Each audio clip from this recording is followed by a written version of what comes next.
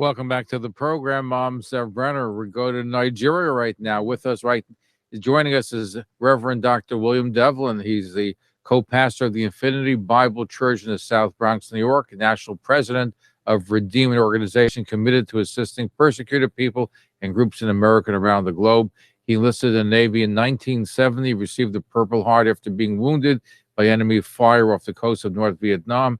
He holds several degrees, including Master of Arts in Religion from Westminster Theological Seminary in Philadelphia. He and his wife, Nancy, have 5 children, 4 grandchildren. He travels around the world, and he's on his way in the next week or so to the Palestinian Authority, actually to the Hamas grouping in Gaza. He's been there numerous times. We speak to him in Nigeria. So, Pastor William Devlon, good to see you again. Well, Zev, Baruch Hashem, and it's great to see you. And we were marching together there just a couple of Sundays ago in the Israeli Independence Day parade. You and your bride, your wife, along with Rabbi Joe Potasnik. So that, I got to tell you, Zev, that's one of the highlights of my year, is to be there with you and a few thousand other Jewish people there marching up Fifth Avenue. I think this year I actually did the march 4 times, starting at 54th and then going up to 74th and then back and forth and just greeting a lot of people. And it was fun to do one of those 4 legs with you and your wife. So greetings from Nigeria. God bless you and good morning. And by the way, God bless you. You were at the Salute to the Celebrate Israel parade, and you kept saying, "Love Israel, love Israel." You're shouting to people to love Israel. So I love that enthusiasm, that passion. And we'll get to your going to Gaza. What are you doing in Nigeria? Yeah, well, my goal with my organization, and people can see what I do on widowsandorphans.info. That's widowsandorphans.info. Just spell out A-N-D. And I was very comfortable pastoring a big church in Washington Heights and New York City, there in Manhattan, about 10 years ago. And Hashem, God came to me and said, you need to get out of your comfort zone. So you're too comfortable here. And there is a huge constituency of persecuted people in the war zones, particularly widows and orphans. And I need you to go to them. And I created 2 organizations. One is called Redeem, which is what I'm about, is redeeming people in their distress. And then another organization, Widows and Orphans. And I began to go to, of all places, Cuba. And then over the last 10 years, I've added 17 countries to that list. And what I do, I go in for a week or 2 to each of these individual countries. I mean, I'm talking Gaza, I'm talking Syria, Afghanistan, Pakistan, Sri Lanka, East Pakat, which is in northwest Kenya. I'm talking Sudan. And of course, now I am in northern Nigeria. In northern Nigeria, if you can imagine, last year, there were over 5,000 Christian believers murdered by Islamic terrorists. And I heard about this through a Nigerian colleague of mine during his speech he gave 3 years ago at the U.S. State Department. I was there listening to this, invited, and I walked up to him, and his name is Emmanuel.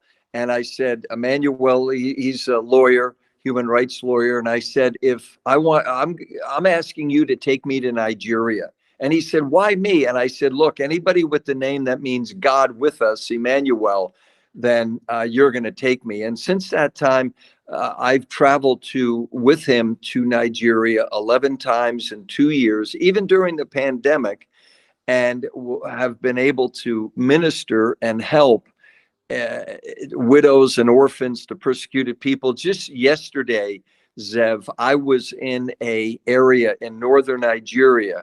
I'm talking way up north near the Niger border.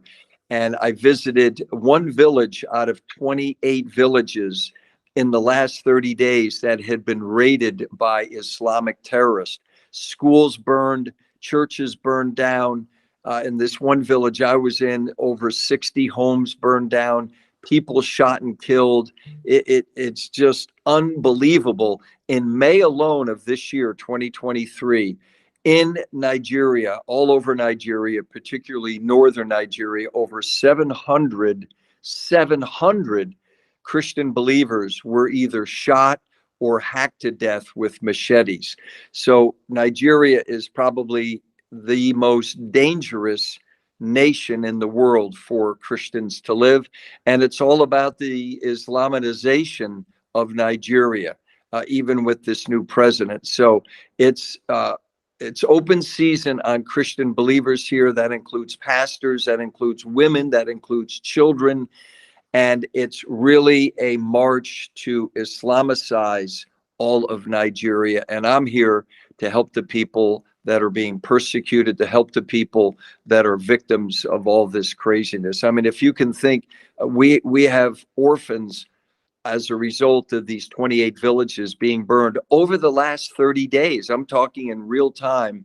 This has just happened in Nigeria, Zev, in the last 30 days. So let me ask you a couple of questions. And number Yeah. one is the fact that there's a war, Islam against Christianity and Judaism.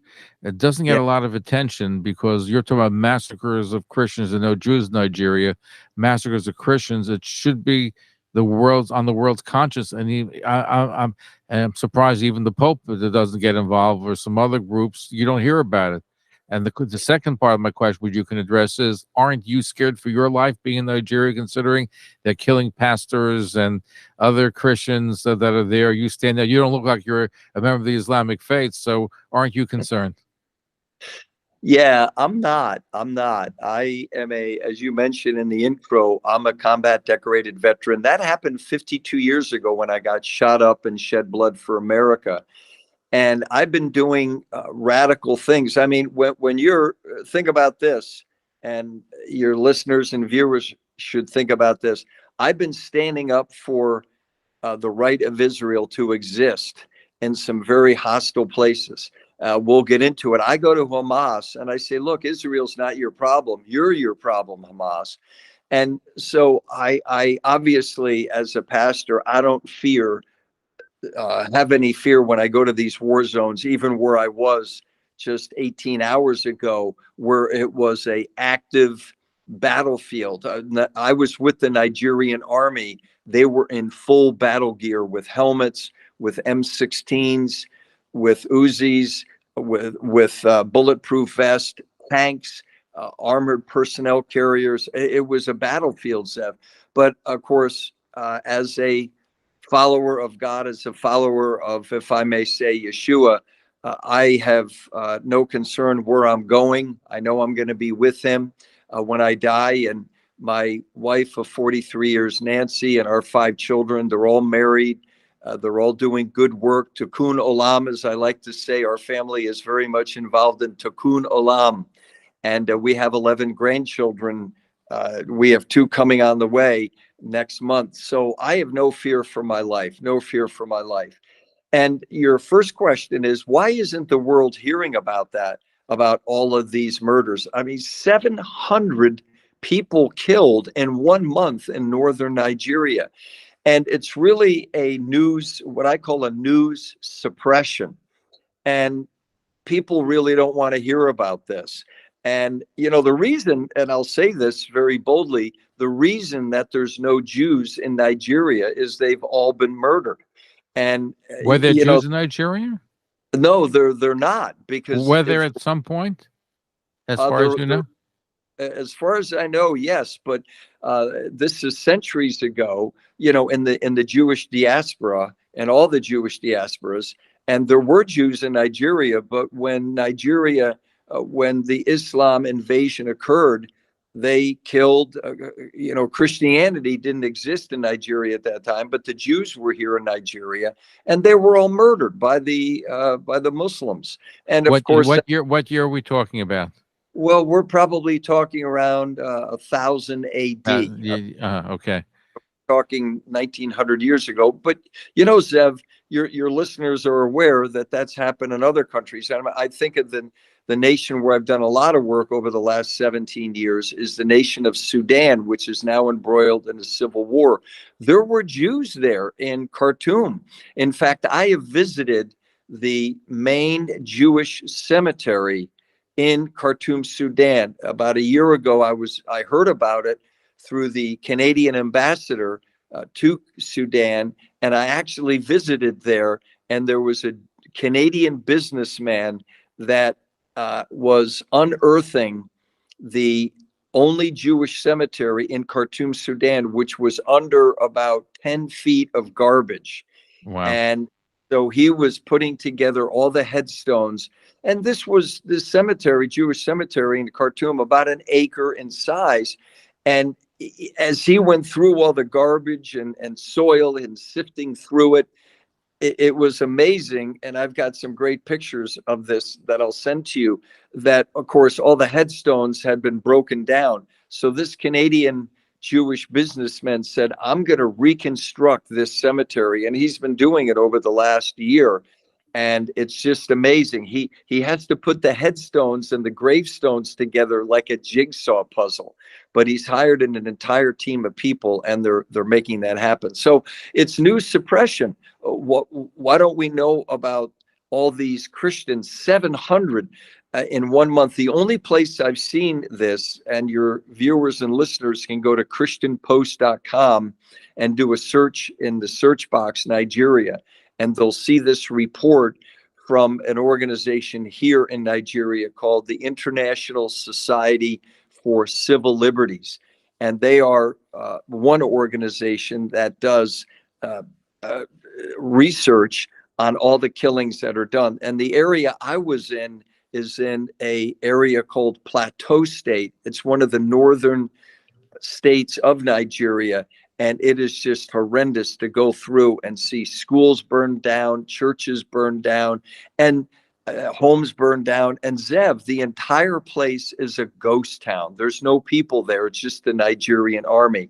And that's just one of 28 villages that I could have visited yesterday. Wow. I had time, but I spent about 5 hours in the area without any helmet or bulletproof vest. And we knew that the Muslim terrorists were watching us, and they were only about a mile away in their compound. And they raid this place every night to completely destroy the homes, the churches, and the schools. So it's unconscionable. The words everybody's speaking. Now, I want to shift to Gaza, because you've gone to Gaza numerous times. So how many have you gone on your count, would you say? Yeah, I've been going to Gaza for 13 years, and this will be trip number 33, Zev. 33. Trip number 33. So what do you do when you go to Gaza, first of all? Yeah, well, most people don't know that you can get into Gaza. I go in as an international pastor, as an international NGO, as an aid worker with widows and orphans. And again, just to repeat, widowsandorphans.info, and people can see all the countries I'm working in.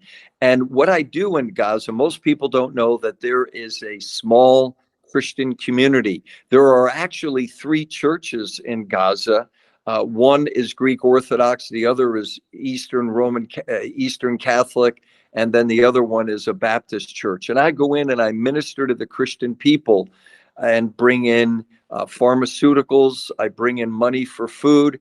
And primarily I go just to encourage them. I mean, Gaza is an unbelievable place. It's 20 miles long. It's 7 miles wide, 2 million people, and there's about 1,000 Christians left. And they're not persecuted? I believe that they are certainly face harassment, if not persecution, in Gaza. Yeah. It's not active persecution. I use that terminology advisedly. Here in Nigeria, there's active persecution. There are Christians being killed. In Gaza, it's more of an oppression, meaning that it's difficult for people to get employment, especially for Christian young people. There's even one of the scandalous items a couple of years ago is there was a Christian organization in Gaza that refused to hire Christian young people. And I went to them and I said, what's this all about? This is crazy. Well, we can only hire Muslims, et cetera, et cetera. The other item I do is I actually go and meet with Hamas, and I say to them that you need to have good relations with Israel. And of course, I'm always talking, Hamas, they're Muslims, they're radical, they're Islamists. And I talk to them about Jesus And what Messiah. and what do they say to you when you say that they should work with Israel? I'm surprised that they let you in, and they don't. God forbid they should do anything to you, but these are not the kind of people that like that kind of talk that you're giving them.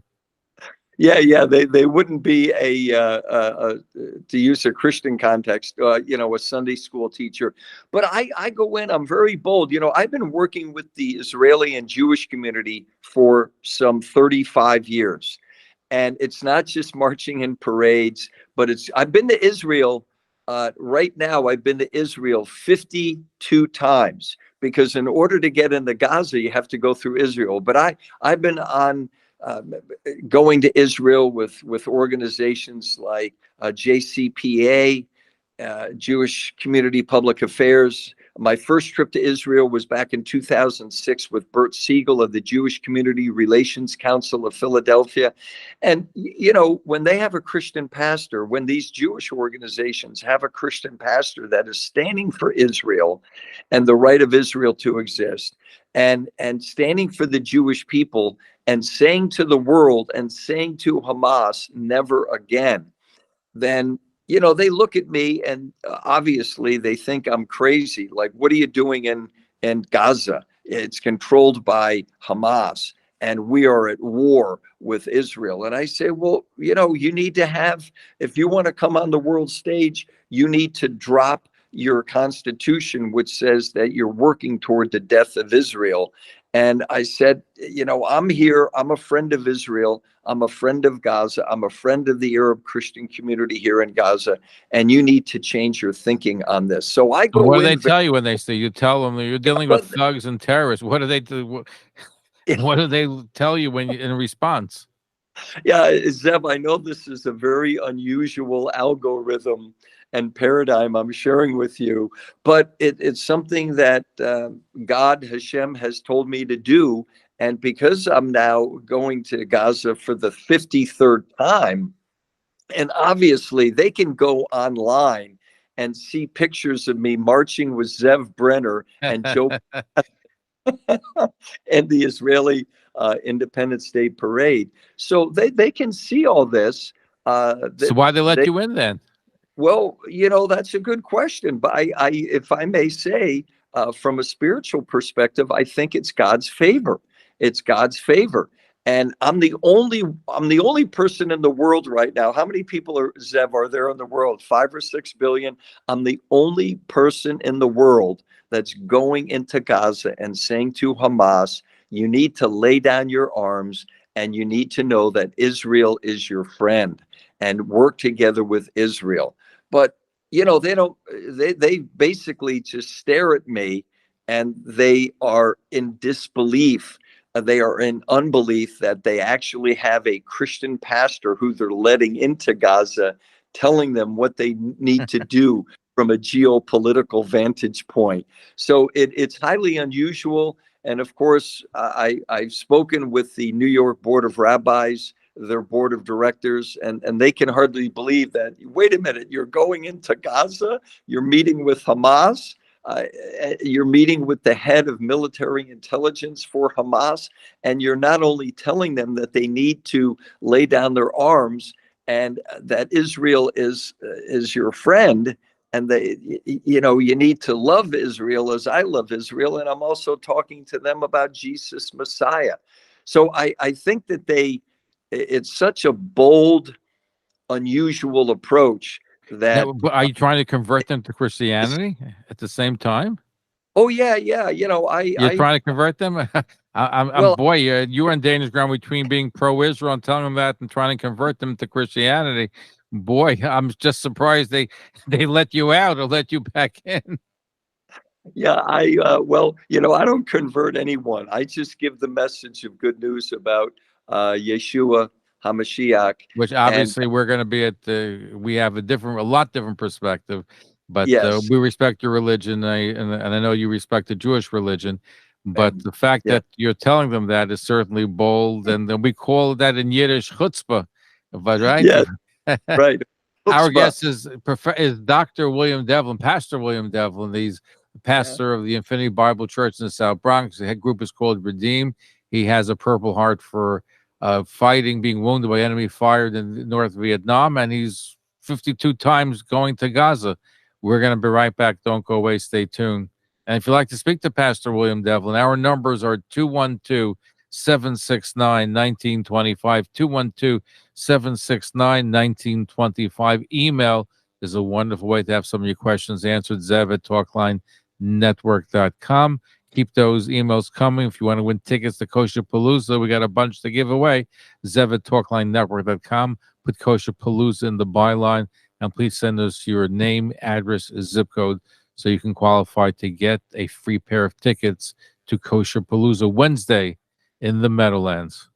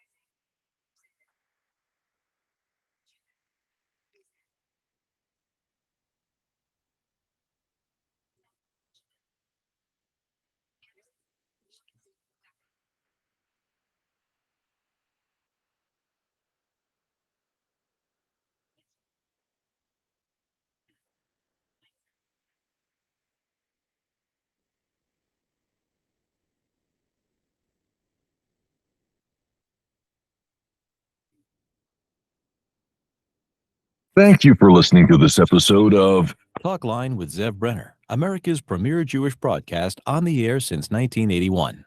Please call us with your questions and comments at 212-769-1925. That's 212-769-1925. Or email us at zevbrenner@gmail.com. Okay, we are back.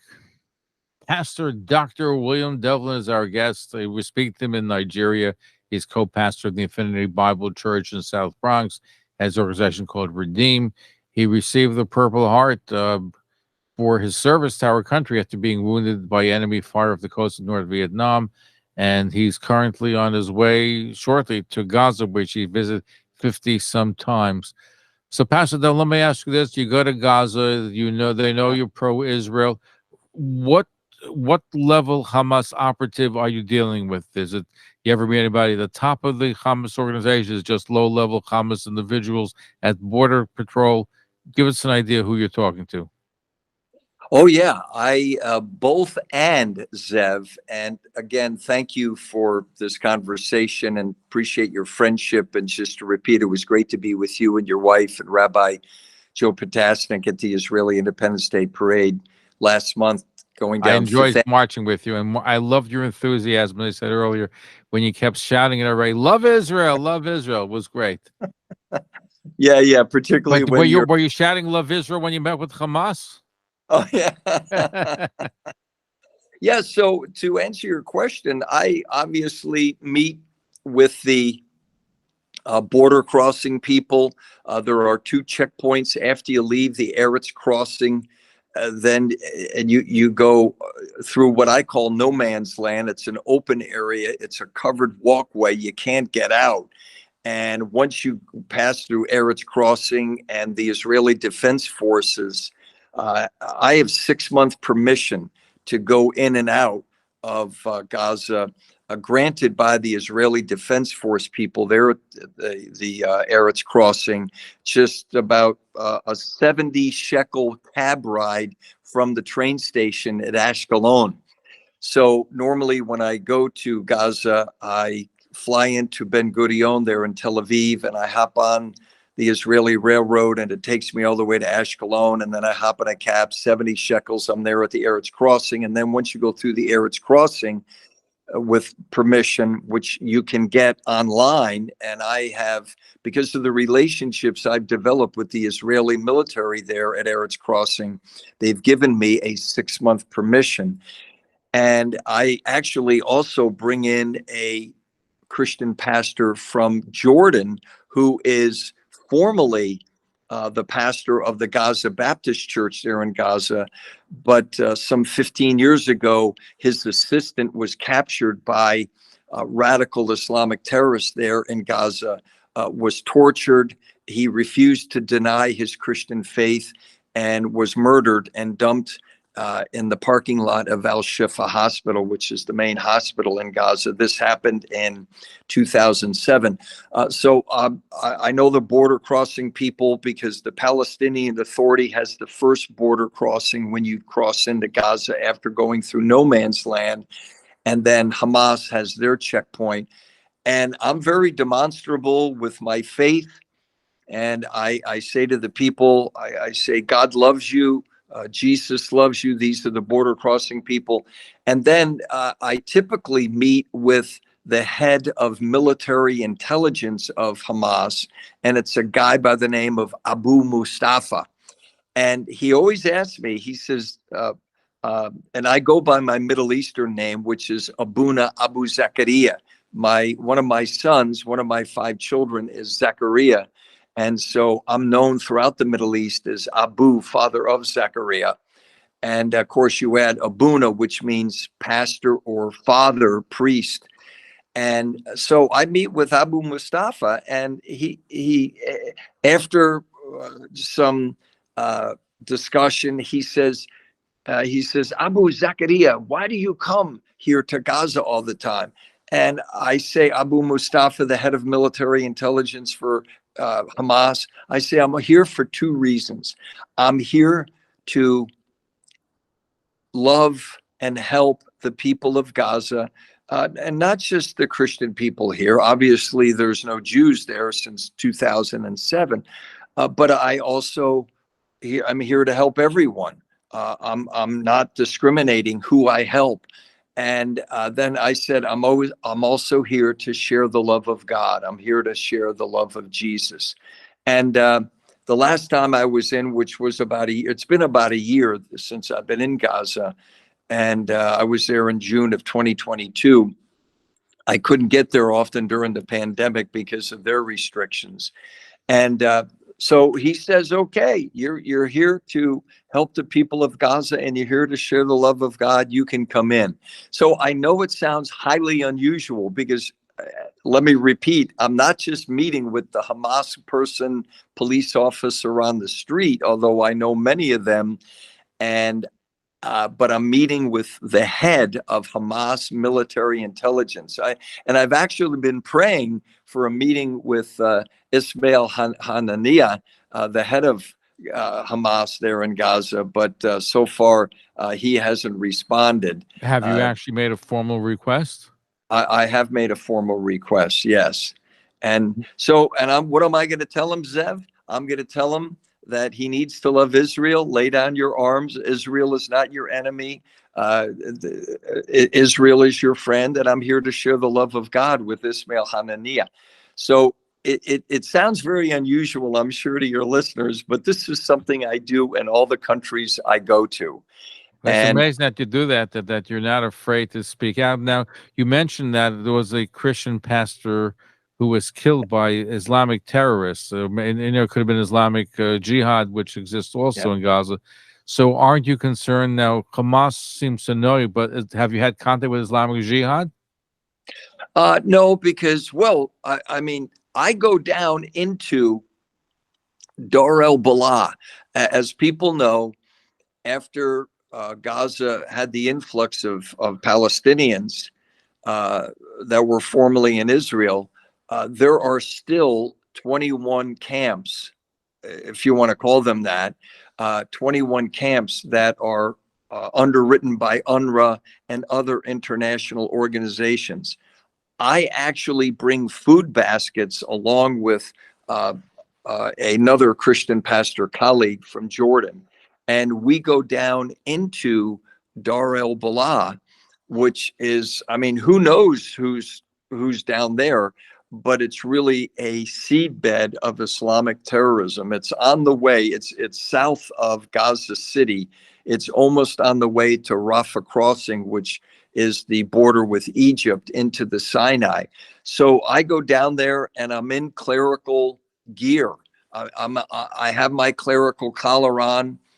I wear a cross around my neck, and people will not make eye contact with me. The men will not make eye contact with me, but they'll point to the cross that is in my chest, and then they'll wave their finger and say, no, no, no, no, no. And so it's unusual to have a representative of the Christian faith down in these camps. Yeah, so again, I just amazed that you're not concerned. If it's not Hamas, Islamic Jihad, these people are thugs, brutes, murderers, assassins.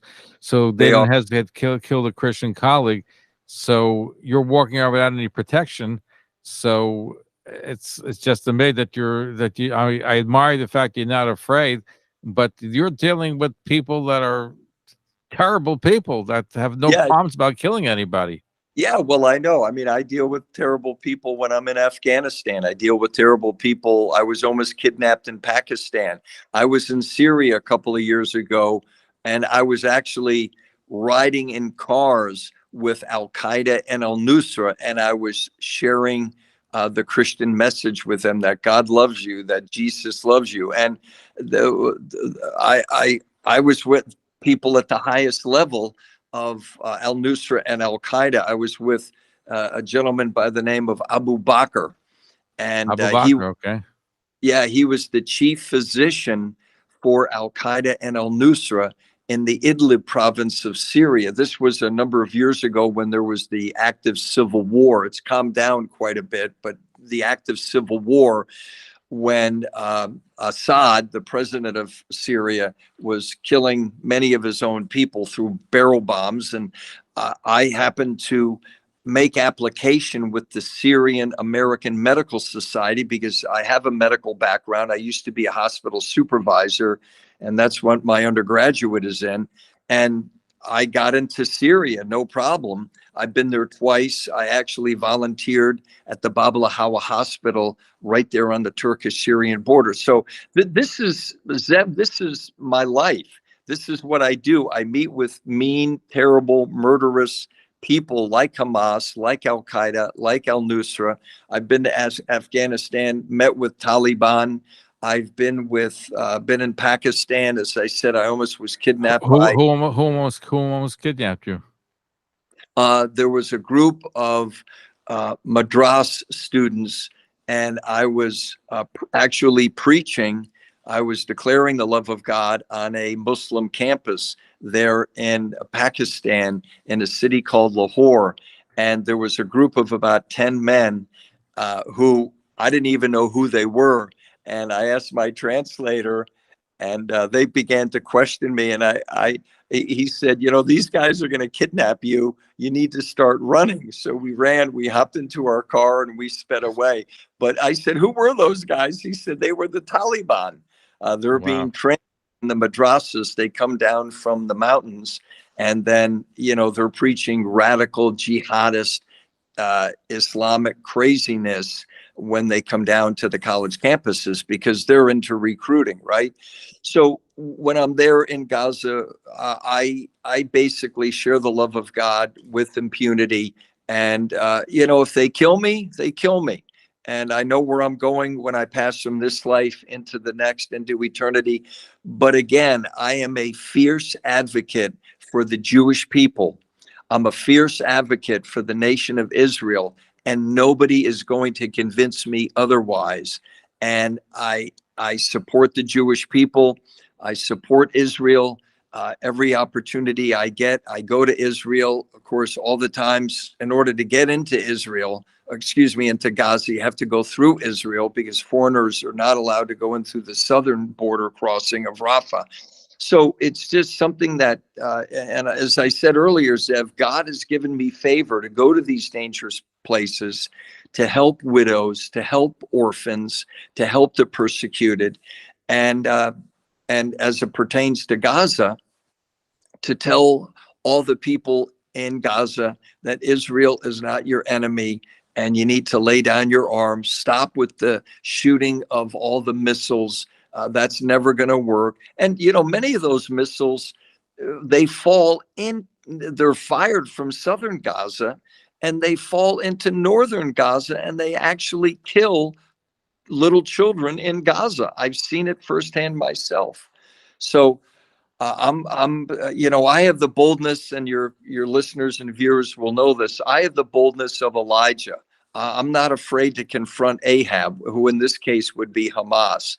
So, and 52 times in Gaza, they haven't killed me yet. So I think God forbid you should be preserved, but you were entering a very dangerous place, and each time there's a new set of circumstances, new sets of people. These people just look.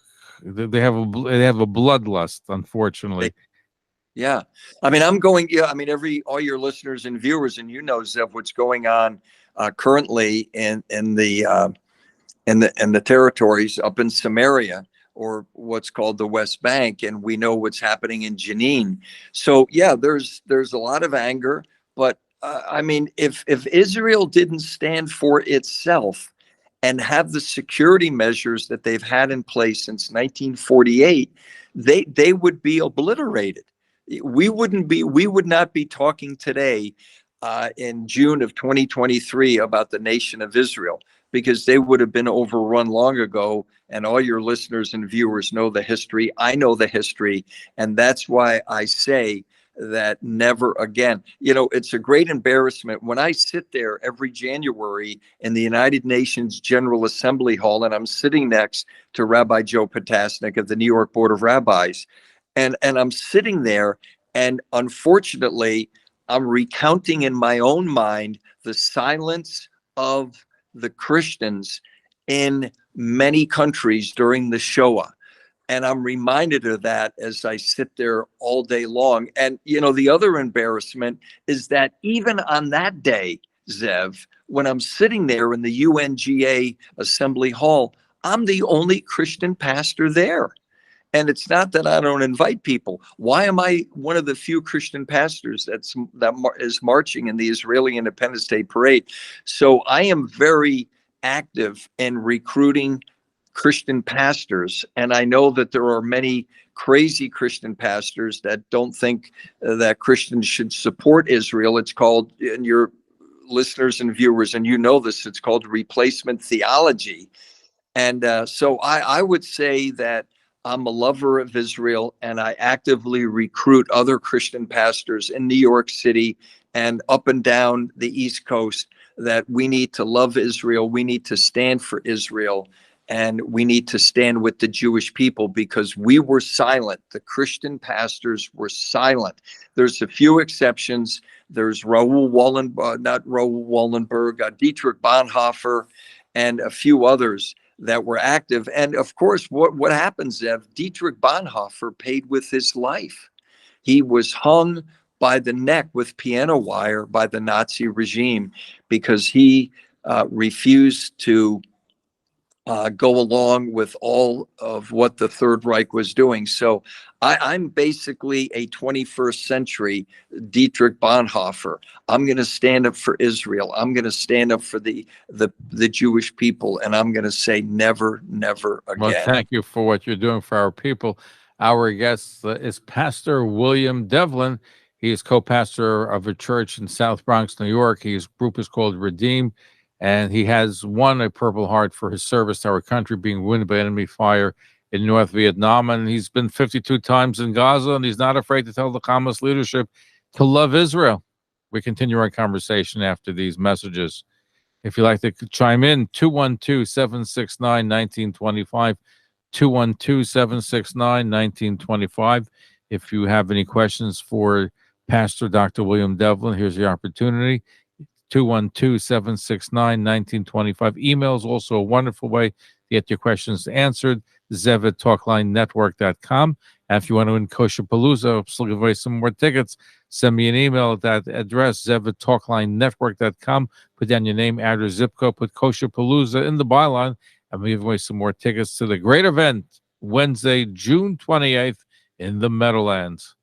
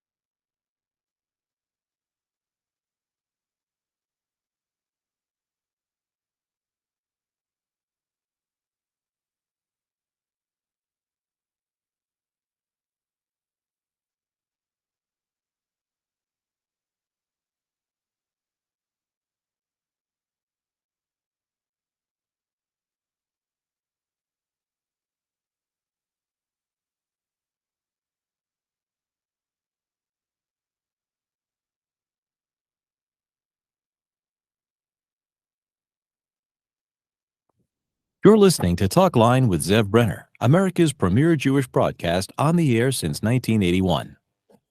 And now, here's your host. Now we're back. He loves Israel. Marches in the Israeli Day Parade in New York City, tells people to love Israel.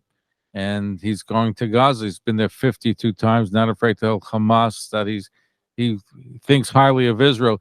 Do they check your documents when you go there? So you've been to Israel. Do they interrogate you about your connections to Israeli government, Israeli people? Do they question you about your attachment and your friendship with the Jewish people? Unbelievably, and again, I go back, Zev, this is basically my theme in all the countries I go to, and people can see what I do at widowsandorphans.info. They do not. Obviously, they have access to the internet. I have lived a very public, transparent life. If your listeners go to any search engine, they can type in my name, Pastor William Devlon. And I do have an earned doctorate in urban emotional trauma. I just got it about 4 years ago. And so that helps me dealing with these traumatized former captives of the Islamic State in Iraq, where I work, and I go into the UN refugee camps there. It helps me when I'm meeting with widows who have seen their husbands beheaded here in Nigeria. And I hold trauma healing conferences in 3 cities here in Nigeria. But Hamas, I have even bought weapons for one of the Christian militias in Iraq. When ISIS was at their door, and I met with the Iraqi general that was overseeing the Nineveh Protection Unit, and people can see this online, I actually bought for them out of personal money $4,000 of rocket-propelled grenades, and they used those about a month later after I purchased them from an arms dealer in Iraq. And of course, the U.S. government knows that I did this. The U.S. State Department knows that I did this because there's a big article in the Christian Post about my doing this. So when Hamas, I'm sure that they go on and they search everything about me, because there are hundreds of articles about my work over the last 10 years, but they've never questioned me about any type of collusion I have with the Israeli government. Again, I say it's God's favor. And they obviously could do that, since part of the permission process, I not only have to get permission from the IDF, which I always do, and I have a 6-month permission, but I also have to get permission from Hamas. And my sponsor inside Gaza, who is a Christian surgeon, he's a beloved figure. He's lived in Gaza all 75 years. He's retired now, but he's the one that applies for permission. If they have any trouble, they bring me into the military intelligence division of Hamas. I've been there probably 6 or 7 times, and no question about my work with Israel. No question about why were you marching with Joe Potasnik and Zev Brenner in the Israeli Independence Day Parade in New York City. So that sounds unusual, but that's the life I live. And I believe it's God's favor that allows me to go into a dangerous place like Gaza. I also go into Samaria, the West Bank. I'll be there. I support a Christian widows organization. In fact, I mentioned earlier, Zev, the Christian pastor. He was actually an assistant pastor that was murdered in November of 2007. His widow, and she was pregnant. She had 2 small children, a 5-year-old and a 3-year-old, and she was pregnant with number 3. She had to flee Gaza, and Israel, in their compassion, allowed her to go to the West Bank, where she lives now. And she, we're talking, this is 15 years ago. Her kids are now grown, teenagers in their 20s, and she runs a ministry to widows there in the West Bank, and our organization financially supports that. So, but I've never had a problem with Hamas. They never questioned me about my relationship with the IDF. They don't question me about my relationship with the Jewish people, nor with Israel. And I'm sure they are fully awake to what I'm doing. They're loving Israel and loving the Jewish people. But did you find that strange? Didn't you expect to be challenged much more so than you have? Yeah, I think, Zev, good question. I think what I do is so unusual, and it's so radical, and it's so outside their normal thinking. Like, why is this Christian pastor coming in and helping our people, the people of Gaza, and yet he's a lover of Israel? I don't think that they, in their small minds, in their Israel hating minds, I don't think that they can put those two thoughts together. To give you an example, the last time I met with the head of military intelligence for Hamas, he said, "Oh, are you only helping Christian people?" And I said, "No." I said, "I help everybody here." In fact, he says, "Well, do you have any documentation?" And just the day before, I had gone down in southern Gaza, which is highly dangerous, as you mentioned earlier. That's where the jihadists are. And I was bringing food baskets to a family that was just in desperate need. They were Muslim. They were a young couple. And we actually connected with this couple through Facebook. And I went down there with a colleague, and we gave them financial support, not a lot, a couple $100, and we gave them a food basket, which would last them about a month. And they had a small baby. They had some medical issues that they had to deal with the child. And so this leader of the Hamas military intelligence, he said, "Well, do you have documentation?" I said, "Yeah, I've got pictures right here on my cell phone." And I pulled them out and I showed him, and he said, "I know where you were." He said, "Abuna Abu Zakaria." He said, "That's very dangerous where you were." He Wow. said, the next time, I find this funny. He said, "The next time you're there, I need to go with you to protect you." And I said, "Well, thank you very much." Let's go to Avram in Kensington. Let's squeeze one or two phone calls. Avram, you have a question for our guests? Yes, I need some education on Nigeria. I'm a prehistoric person. I remember there was a breakaway province of Biafra, and there was a civil war, Yeah. and they were subdued. And then there were a lot of people blowing up pipelines, and it had something to do with Muslim, Christian. And then there was the Boko Haram. Now, where did any of these things fit in to your people who are getting attacked in that part of Nigeria?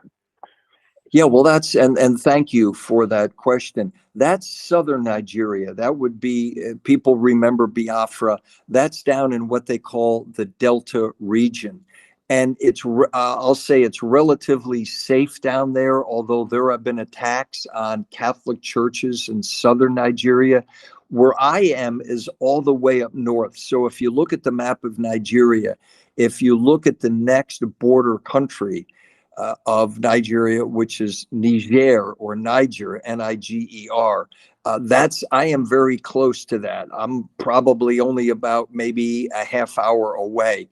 So Nigeria is cut up into three sections. You have the northern area, you have what they call the middle belt, and then they have the southern area of Nigeria. So it's cut in thirds.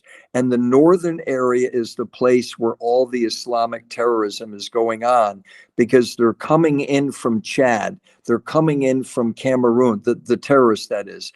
Boko Haram is coming in from Niger.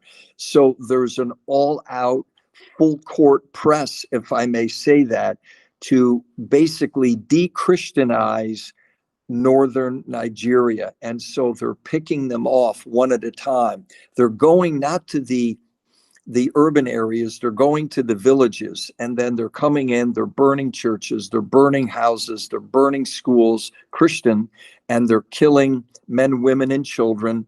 And they're forced conversions, guns held to their heads, machetes held to their necks. And they're told, if you don't say the Shahada, La ilaha Allah, then you're gonna be dead right now. And I would say right now 100% of the Christians are not converting to Islam, but they're doing it by force. And what they're doing, if I may say this advisedly, what they're doing is demonic. That's going on. I mean, think about it. 700 Christians killed in May of 2023. Unbelievable, terrible. We're out of time. So thank you, everyone, for your phone call. Father William Devlon, who's speaking to him in Nigeria, thank you for all that you're doing, for your support for Israel, for not afraid to speak up to the Hamas terrorists, and you go into Syria and other dangerous places. So may God continue to protect you and keep up your friendship with the Jewish people. And we look forward to having you safely return to us after your next trip to the Gaza area. Yes, thank you, Zev. And people can go to widowsandorphans.info and they can see all that I do. Baruch Hashem, thank you for having me. Toda. Now, God will have you back in, and we got to march next year in the Israeli Day Parade again. All right, we'll do it. I'll be there. Father William Devlon, Pastor William Devlon in Nigeria. That's about all the time we have for you for tonight. Stay tuned next to Rabbi Simon Jacobson, Conversation Doctor.